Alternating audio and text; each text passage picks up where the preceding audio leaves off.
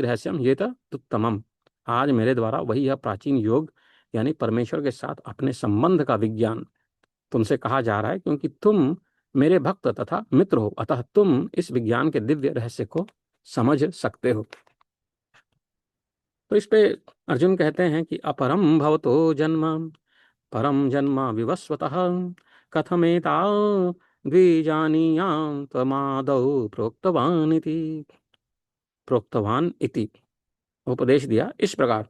अर्जुन ने कहा, अपरम अर्वाचीन कनिष्ठ भवतः आपका जन्म, परम श्रेष्ठ जन्म, विवस्वतः सूर्यदेव का, कथम कैसे, एतद विजा नियम मैं समझूं, विजा नियम मैं समझूं, तुमने आदौ प्रारंभ में।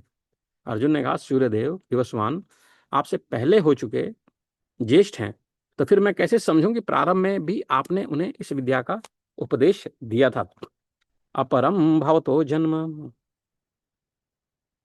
अपरम भवतो जन्म, अपरम अर्थात अर्वाचीन आपका जन्म, परम जन्म विवस्वतः परम श्रेष्ठ जन्म सूर्यदेव का विवस्वतः, कथमा कैसे, एतत् विजानीयाम एतत् यह विजानीयाम मैं समझूं, त्वम आदौ प्रोक्तवान इति। सूर्यदेव विवस्वान आपसे पहले हो चुके हैं, तो फिर मैं कैसे समझूं कि प्रारंभ में भी आपने उन्हें इस विद्या का उपदेश दिया था। विवस्वान प्रभु सूर्यदेव अब अपने दर्शन दे रहे हैं। ये तो बहुत घटाएं छाई हुई थी। हरिओम।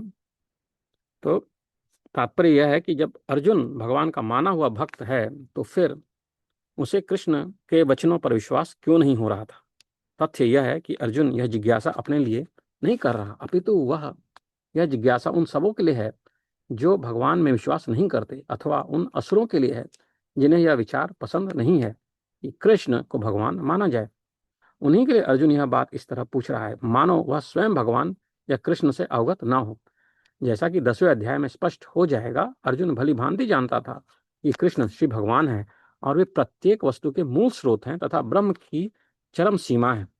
निसंदेह कृष्ण इस पृथ्वी पर देवकी के पुत्र रूप में भी अवतीर्ण हुए। सामान्य व्यक्ति के लिए यह समझ पाना अत्यंत कठिन है कि कृष्ण किस प्रकार उसी शाश्वत आदि पुरुष श्री भगवान के रूप में बने रहे। अतः इस बात को स्पष्ट करने के लिए अर्जुन ने कृष्ण से यह प्रश्न पूछा कि जिससे वे ही प्रामाणिक रूप में बताएं। कृष्ण परम प्रमाण है, यह तथ्य आज ही नहीं अनंत काल से सारे विश्व द्वारा स्वीकार किया जाता रहा है। केवल असुर ही इसे अस्वीकार करते रहे। जो भी हो, क्योंकि कृष्ण सर्व स्वीकृत परम प्रमाण है, अतः अर्जुन उन्हीं से प्रश्न करता है जिससे कृष्ण स्वयं बताएं और असुर तथा उनके अनुयायी इस भांति अपने लिए तोड़ मरोड़ करके उन्हें प्रस्तुत करते रहें, उससे बचा जा सके। यह प्रत्येक व्यक्ति के लिए आवश्यक है कि अपने कल्याण के लिए वह कृष्ण विद्या को जान ले। अतः जब कृष्ण स्वयं अपने विषय में बोल रहे हो तो यह सारे विश्व के लिए शुभ है।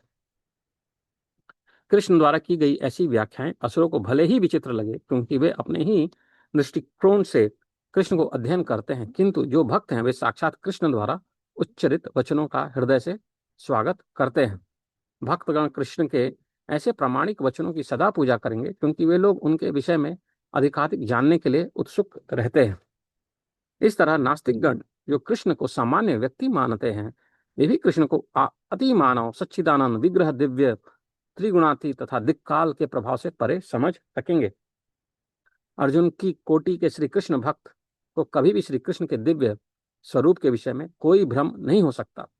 अर्जुन द्वारा भगवान के समक्ष ऐसा प्रश्न उपस्थित करने का उद्देश्य उन व्यक्तियों की नास्तिकवादी प्रवृत्ति को चुनौती देना था जो कृष्ण को भौतिक प्रकृति के गुणों के अधीन एक सामान्य व्यक्ति मानते हैं।